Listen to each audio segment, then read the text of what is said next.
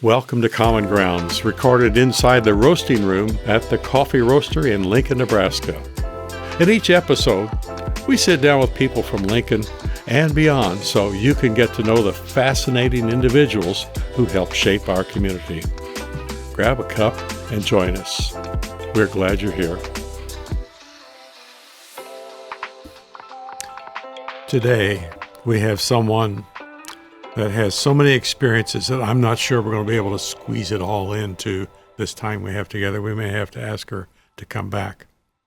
But one of the things that fascinates me about our guest today is that she lived in a car for a period of time and sold candles because that was a company she started. She worked with me on TEDx at Nebraska Wesleyan. She started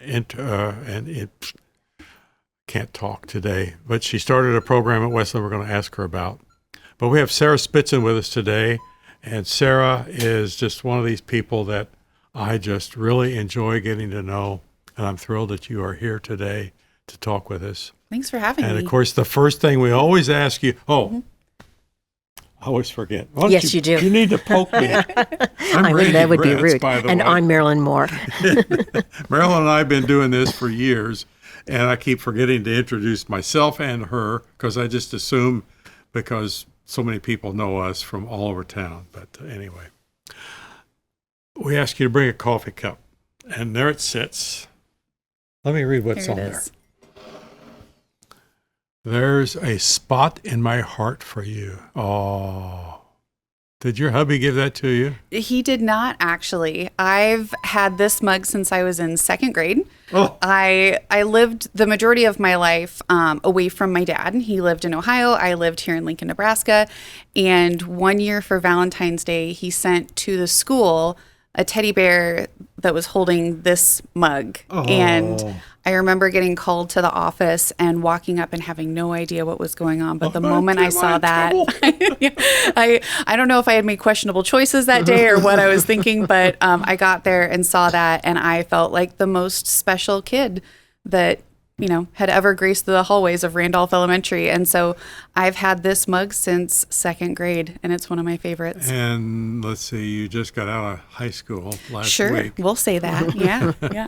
I think it is amazing that you have kept it all that time and that it does not appear to be broken I was or gonna say, it cracked doesn't or have a chipped. chip out of It's it in or really anything. good shape. This has survived a lot of moves, a lot of changes, a lot of unique experiences, and it's still here with me today. It's a great mug. I mentioned when I introduced you about the 8 months in your car selling candles. Let's talk about that a little bit. Yeah. How did you end up, why, and how, and what, and where, and all those? It was really a series of events, I'll say, all the way back to when I graduated college. Turns out I didn't want to do the thing I studied to do. And so I opened my first company instead. And that company, I had Hollow Candle on 33rd and O. I kind of limped it through my 3-year lease trying to Google how to run a business every other day. And when that closed down, the next day I started Feya, my second company, and still candles, but we got rid of the storefront and we're trying to make it work. And after that first year, I had only made $7,500 in sales. And I was working several part-time jobs to try and pay the rent. And somehow it was just never enough. So oddly enough, I came up with this idea as I was coming home from the Oscars. So the Oscars had called up one day, thought Feya was a much bigger deal than we really were at that point in time, said, come and give your candles on the red carpet, for the celebrities in the gifting suite. And that's a whole nother series of Yes, it is. The Oscars? The Oscars in You had the candles on the red carpet? Yes. How cool is that? Yes. Well, it turns out the gifting suite is actually the day before the Oscars, and they weren't very forthcoming with that information, but we did get to meet a lot of celebrities. We get to tell our story for Feya over and over, absolutely exhausted and had no idea what to do with all of the momentum we had just captured. And I looked at my bank statement, could barely afford to even get home after all of that. And I said, you know what? I'm going to go big. This is my last effort. And so when car full of candles, Yes. and I'm in California. Yeah, I got back to, I was staying in Colorado actually at that time.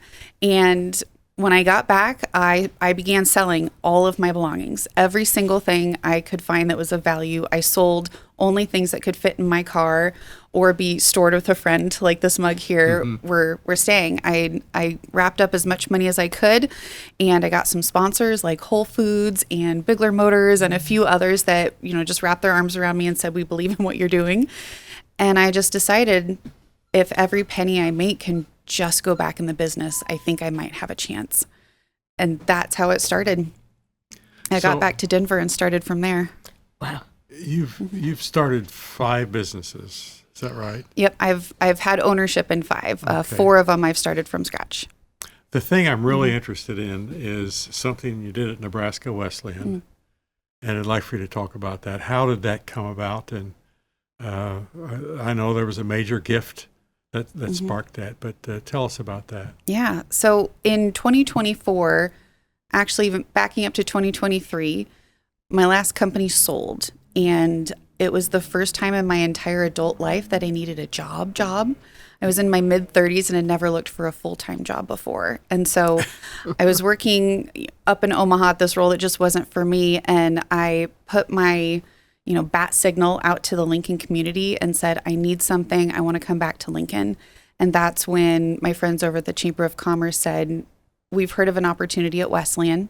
They need someone to come build this innovation and entrepreneurship program. It's going to be brand new. It's going to be special. And I had never operated in higher ed before, but I threw my name in the hat.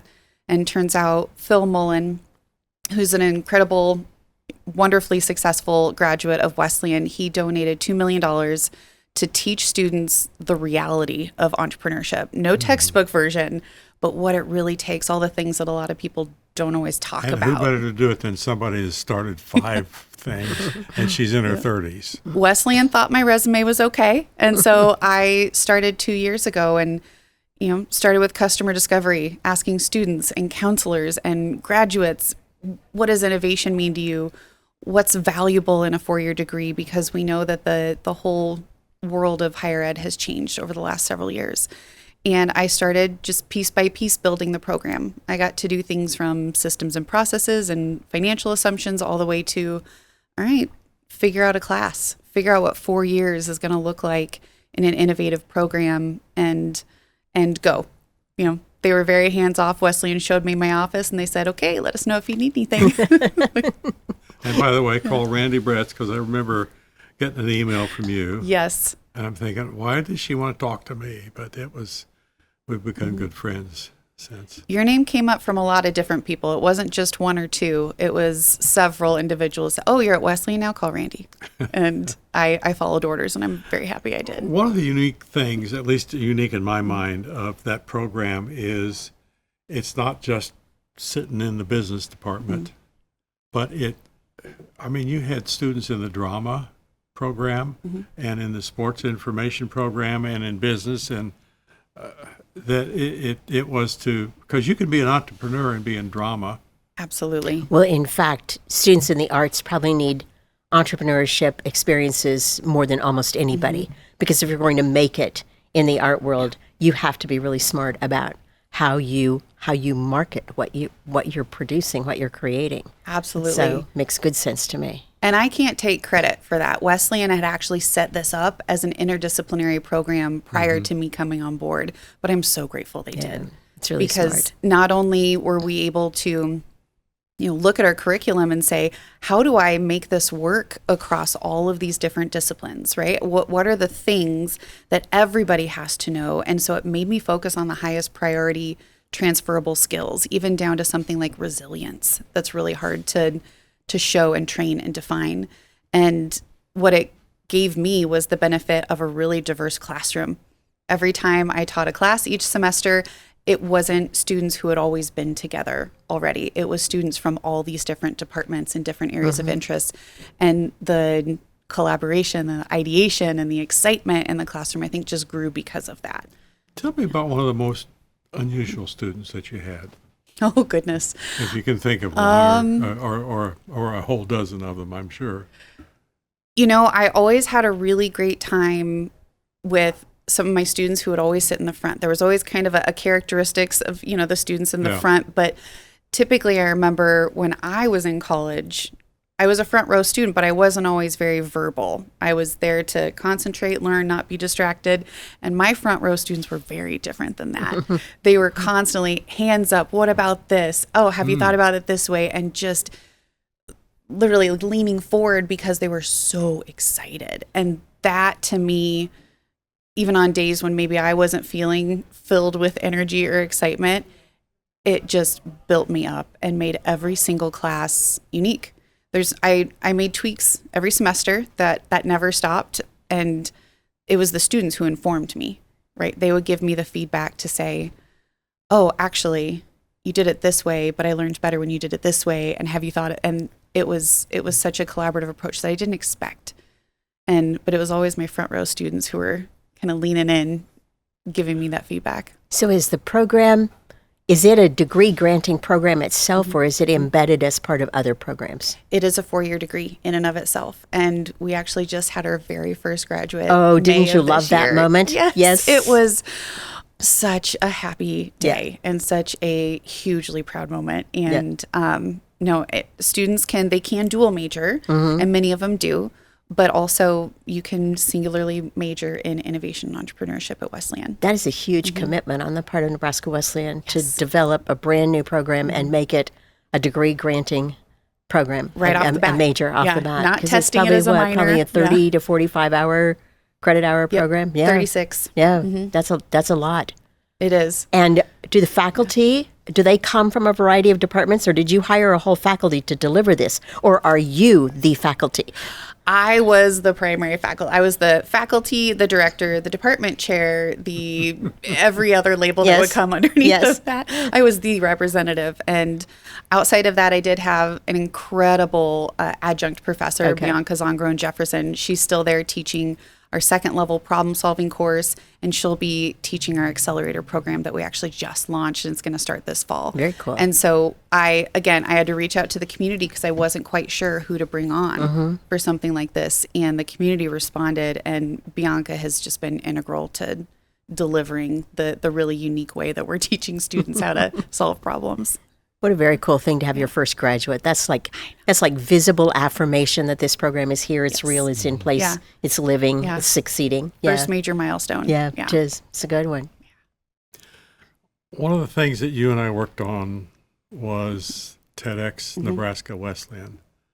And from your perspective, I was the licensee. All I did was fill out this long form, but you made it happen. So from your perspective, tell me about how that felt for you to see those kids take off and do that.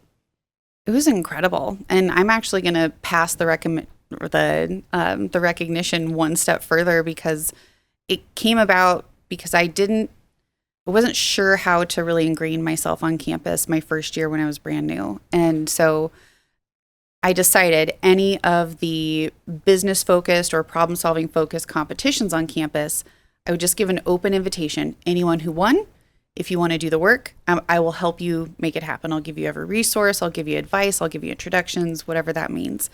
And the very first competition that was held, the students won with their idea to bring TEDx to Wesleyan. And Chance Hergott was one of the students in that winning team. And I remember when I put the offer out to him, he was just like, yeah, sure. Sounds great. And he's that way. And there was no fear of what that might take. And I think all of us, it worked very well that we all went in not understanding how much we were about to take on, because it allowed us to dig and to really do it the right way. And while I was around and I was very much, if I saw kind of students going a little too far this way, maybe kind of heard them this way, those students did the work. Mm-hmm. I was not shy about redirecting them to do the task instead of, you or I completing that. And they showed up. It was about 30 students, and in about 6 months' time, they put together an incredible event. I think we had over 450 attendees from the community, unbelievable speakers. I mean, we were all very tired. I think you can attest, Randy. We were all very tired at the end. I wasn't. I didn't do anything but show up every now and then. But, it was very different from my experience when I was TEDx Lincoln. It was a heavy load on me. And the reason I retired from that was it was not good for my health. But watching these kids, and you, because Marilyn, they'd be working, you know what it's like to work in a large organization. You know, you got 5 people to talk to get the lights turned on or something. But they would say, well, what do we do about this? What do we do? And she'd say, well, I'll get in touch with so-and-so. But she was always the person that connected and made it happen. And we're doing it again. I know. I'm so excited. Spring 27. It's going to be the next Wesleyan Which TEDx. is within the next year. So Yes. It's going to come closer up than fast. it seems. Yes. Oh my goodness, I know it. Yeah, I think applications open August 1st. So, oh, that's right. Yeah, this is my shameless promo for those TEDx students that if you'd like Randy to speak. needs to get busy and get the license submitted. So I'll do that this afternoon. We'll get done with here. So I remember the day I learned that you were leaving Wesleyan, and it was a sad day for me because I had gotten to work with you and so on. But tell me about where you're going or where you have gone and what you're doing. I've started a few weeks ago at Olsson in their innovation department. Right around the same time that the Wesleyan Innovation and Entrepreneurship Program was starting, Olsson formalized an innovation department because they are, I mean, if anyone knows Olsson, they understand how much Olsson does. They are spread across all these various disciplines, and they have all this unbelievable knowledge and skill within the organization. And Rich Teal has built a system to intake all of Olsson's incredible ideas for anything from, you know, can I do this system and process better to I have this revolutionary idea and I want to dig in. And my role now is going to be coming in and really helping empower those ideas, get the right people connected, just, you know, like my time at Wesleyan, but also to bring some of these ideas to light, some things that, you know, every now and then people might think it's impossible or unrealistic. It'll be an opportunity for me to see what we can actually make possible. And I'm really excited. It's been a hard transition leaving Wesleyan, but a really exciting opportunity at Olsson. Well, if you could work with any 2 organizations in this city, those are 2 that I deeply, deeply admire. Yeah. I've watched Olsson from a variety of perspectives, and they do such great stuff in our city. they have really great people. Yeah. They really do. Really great people. So Really you're going to do. work with really great people. I've been Which meeting makes all the several of them, difference. and after every meeting, I get recharged and reinvigorated, and I'm excited to be there. But I did tell everybody at Wesleyan, everyone who would listen, if I can come back and help, please tell me, because I don't think I can just step away from I have something. a feeling like there might be Wesleyan. an adjunct role in your future. Fingers crossed. I'll put it out there. Yeah. I will be calling. I will be calling. I think I saw that you're connected to Make-A-Wish. Tell us about that. I am. Several years ago, when I had my storefront that I referenced earlier, Missy Davis Schmidt, who manages the Lincoln branch here, she would always pop in my store, say, you know, we're looking for donations for our annual wish ball. And I would get so excited to put these baskets together. And after years and years of doing that, Missy and I started to get to know each other better. And so in the early 2020s, I was going through some transitions with my companies. I was, everybody's life was changing. And I was sitting down with Missy one day telling her that I was looking for something to add in to my life. And I didn't know what it was. And she immediately said, I do, and invited me to join the Friends Council. And so for around 6 years now, I've been on Friends Council, primarily helping put on the Big Wish Ball every year. Everything from sponsorships to I'm now chairing the committee that brings in all of the donations for our auction. I don't know that I could be a part of a more fulfilling organization than Make-A-Wish. Not only the women who lead that organization here in Nebraska and specifically in Lincoln, but also all of the other volunteers, all of the children, all of the families. It's similar to TEDx. No matter how tired I am, I'm so excited to wake up the next day and start all over again. There may be some people who don't know what Make-A-Wish is and what it does. Yeah. So give us your 30-second elevator pitch on that one. Oh, man, let's see if I'm prepared. Make-A-Wish is a national organization. It's actually headquartered down in Arizona. The whole purpose of Make-A-Wish is to grant wishes to children facing life-altering illnesses. And it goes beyond a trip to Disney World or a new hot tub in my backyard. What I found is that Make-A-Wish lightens the mental and physical load of these families that are going through really heavy things in their life. And it allows them a really great excuse to celebrate and to have joy and to be together and to focus on something other than maybe the heaviness that they've been experiencing. And so to be a part of the team that gets to bring that light, I couldn't volunteer for a better organization. I think they found the perfect volunteer to do the work that you're doing too. The stories that come out of Make-A-Wish just are so touching. There's one more organization, and we haven't talked about your family yet. I want to talk about them, but one more organization is called A Million Cups. And I know you're an organizer there because I show up and I'm thinking, who organizes this? Who pulls this together? Talk about A Million Cups. Yeah. 1 million cups. I mean, talk about coffee cups. Oh, yes. I can't start my day without it. And so I'm very grateful for an organization that's based around let's get together and drink coffee. But it started down in Kansas City from the Kauffman Foundation as a way to bring entrepreneurs together, no matter if they are brand new in an idea or they're very seasoned, and build a community that's based around support and help in the entrepreneurial community. That was their sole purpose, is just bring people together. And I remember when I started my first company, not Make-A-Wish, but 1 Million Cups was fairly new in Lincoln. And that was one of the first networking groups that I went to where I could learn so much. I would learn from the presenters. I would learn from the questions at the end of the presentations. I would meet new friends who are also entrepreneurs like me, because I think if anyone started an organization, you know it can be very lonely if you're a solopreneur.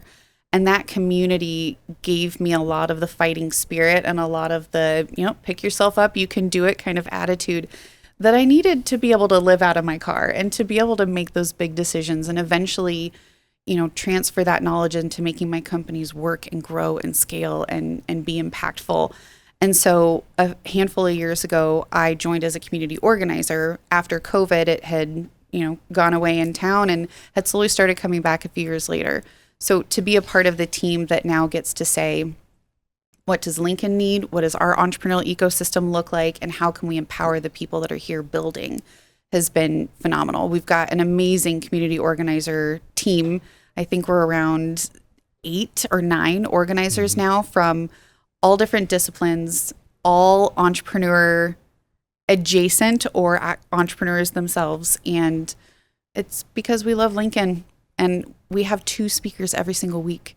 So we've got a lot of entrepreneurial talent and ideas in our pipeline. So do you meet every week? Yes. Every single Wednesday, we meet down at Don't Panic Labs, 8:30 to 9:30 in the morning. There's free coffee, oftentimes free donuts, open networking, and then we always have 2 presenters that are telling us about what they're up to and what they're building here in Lincoln. And Don't Panic Labs is above down the Telegraph Mill. Telegraph Yes. Mill. Yep. Second floor. Yeah. So how many people come? Give us a sense for this. I've not heard of 1 Million Cups. I thought I knew you every have to organization come. in town. I hope to see you on Wednesday. We have an average about 40 to 45 attendees every week. There's always a core group of people that are there constantly, but we also do have people each week that have been there for the first time. And so we've got a great group that not only you'll recognize some faces, but you'll get to meet some new people weekly too. Along that line, I have heard, and I can't support this other than just from stories that I hear, that entrepreneurs in the Midwest generally, and Lincoln for sure, are unique compared to those on the 2 coasts because they'll help each other, even if they're almost in competing businesses. Do you find that to be true? Absolutely. I believe that Lincoln, even when I was younger, I feel like I understood we have a community over competition mentality here. And that spans into adulthood and our entrepreneurial community. A lot of our entrepreneurial success stories have come out of communities. And I don't think I've heard anybody say, I did this alone. I think every success story that you've heard of here in town and throughout the Midwest is, oh, well, I had mentoring here. I had investment here. I had support here. I fell back on my community here. And the recognition that we're all in it together, and if one of us succeeds, we all succeed, I think is really powerful here. I've, even in my career, I've mentored and consulted with other candle companies, and I love what they do. I love going and shopping at my friends' stores who also make candles just like I did. And there's no sense of it taking away from what I've done. It's more, I think, fulfilling to lift someone else up. I just have to ask about candle making. Yeah. Tell me why candle making, and how did you do that when you're living in your car? You weren't making candles in your car. Correct. Okay. No, I'm really glad would to have know not that. worked. That would have gone disastrously. However, I actually started making candles as a hobby in college. I was somehow convinced that I needed to graduate in 3 years instead of the 4 to 5 that was typical. And so I was overly worked, overly stressed, working multiple jobs during college. And I really wanted the nice candles because I loved how they smelled, but I couldn't afford them. And so I Googled how to make a candle and found out it's actually quite easy. If you don't use chemicals or additives, it's a very simple formula. You just got to get your ratios down and your heat temperatures, and that's it. And so I started with a little 4-pound pot. It could hold 4 pounds of wax. And I started in my kitchen, and I still have that pot, and it's still what I use at home if I make candles at home today. And I just had fun with it. I sold to my friends on campus. I sold to my coworkers at the lab I was working at, and it was a great time. When I graduated and I thought, oh no, I don't know what to do with myself now. Oh, Yankee Candle does it. I could open a store, right? And I went big. So I bought big, melters and pouring pots and scaled up my operation. We did our own manufacturing in the back, and I learned a lot of lessons really fast. But I bet you did. One of the simplest things was my candles never changed. My recipes never changed. Sometimes I would upgrade my oils when I had the money to do so, but everything else that I did, even to the point where we were selling millions of dollars worth of candles, same recipe. It's quite simple when you make them right. So many things about the business might have changed and grown and developed, but the product was a constant. Yes, 100%. The wax we use, it was 100% soy wax. The cotton core wicks with no lead, always the same. And the fragrance oils, we did eventually, upscale those a little bit, but essentially those were the same from day one in my kitchen to day 1,000 and something later on. We should have had one burning right That's here. really I should have true. brought one. Do you still make some just for fun? I or do. for gifts? Or Yes. Yeah. I've started, it took actually a while. It took a while after when I left the company and it sold. It was actually a surprisingly hard thing to make a candle again, just kind of emotionally. It had meant so much for so many years.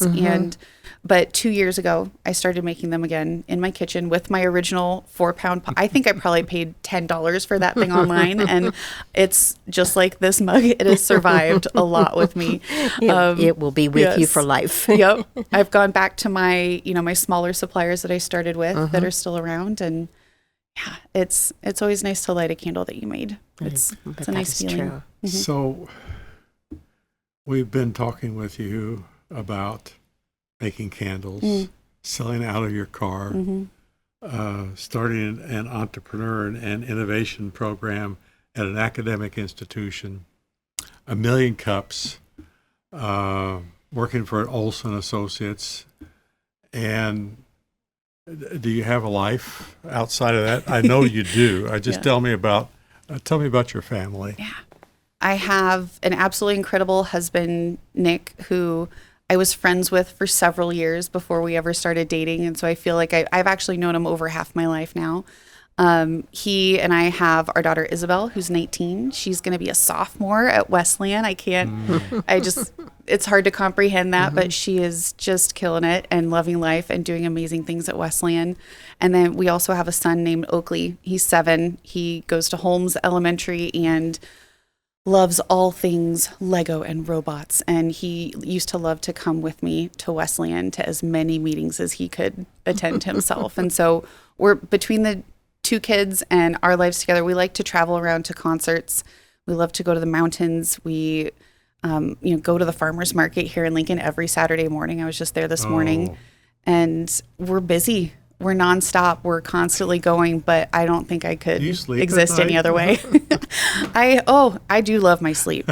I'm very strict about my sleep. And so we do all those within a certain amount of hours, I guess. And, when it's all the things that you love, you find the time somehow. I have one more I question. noticed that you were that you went to zoo school when you were in high school, which is in and of itself an entrepreneurial kind of Yes. school. And I looked at the picture. I loved seeing all the students, and I saw Mr. Spearman tucked in clear at the very back. And I wondered if just the desire to do things differently is kind of a hallmark of your life, a desire to do things differently. I remember when I was quite young, elementary age, hanging out with friends at school, and I don't remember what was happening, but I remember the thought process in my mind going, I think my brain works a little different. And it wasn't necessarily always a good way, but I was raised by a lot of families who were very different from each other. My Feya is named for my granny Feya, my Aunt Pamela.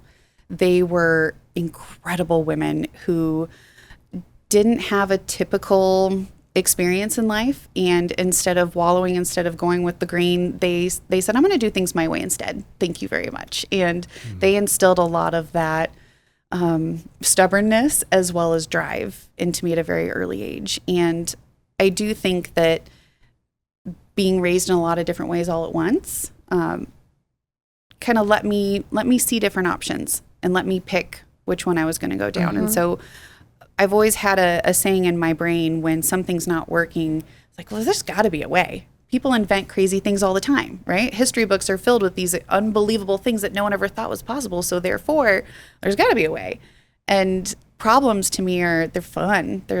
I don't do puzzles at home, but I like to solve puzzles in life. And so, there's pieces from a lot of different parts of my life, including my time at zoo school.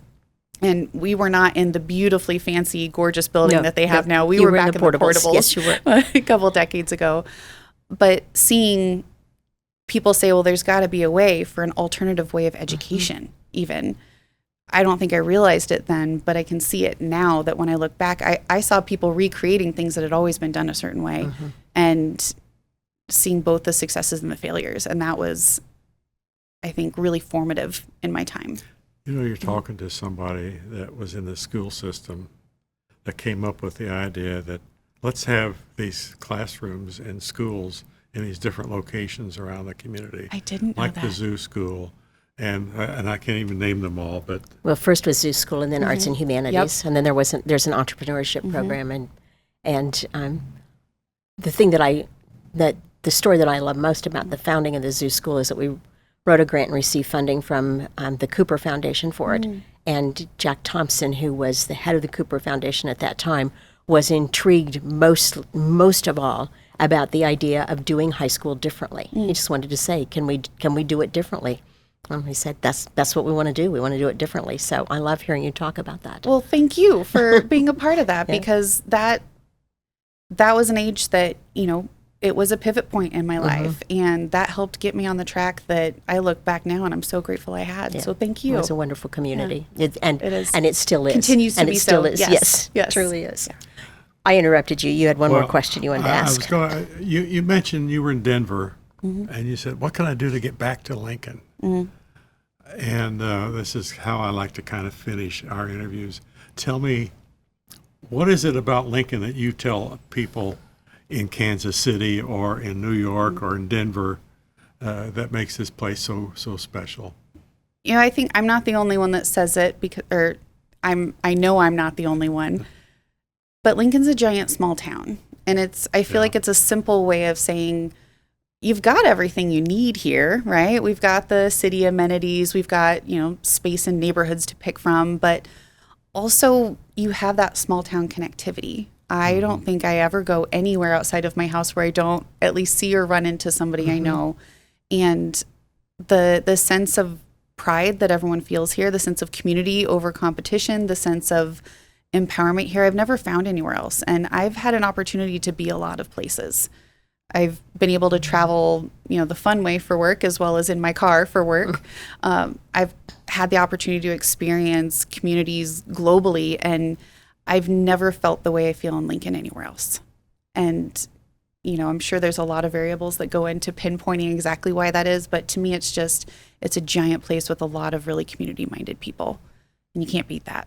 So at 1 Million Cups on Wednesday morning, will you find people there who have lived here their whole lives? And will you find people there that just moved here 2 weeks ago? Yes. And oftentimes we'll even bring in traveling entrepreneurs. Oh, cool. So yeah. we reach out and try to put the signal as far as we can that if you are traveling through Lincoln and you're an entrepreneur, we want to hear your story and we want to support you. The last question at every 1 Million Cups is, how can we as a community support what you're doing? And that's how we choose to wrap everything up. And I think that the 1 Million Cups community nationwide understands that this is a support system, whether you're here for your whole life, whether you're passing through, whether you're new to town. It's a community. I'm so thankful that our paths have crossed, and Same. thank you very much for your time here today. And thank you both for having me. Thanks, Sarah. Great stories. Great stories. Yeah. You've been listening to Common Grounds, conversations from the roasting room at the Coffee Roaster in Lincoln, Nebraska. These conversations are designed to help us better understand the people who share this place and the stories that shape it. If something you heard today stayed with you, we invite you to keep the conversation going. Share the episode. Sit down with someone and talk. Thanks for being part of Common Grounds. We'll see you next time.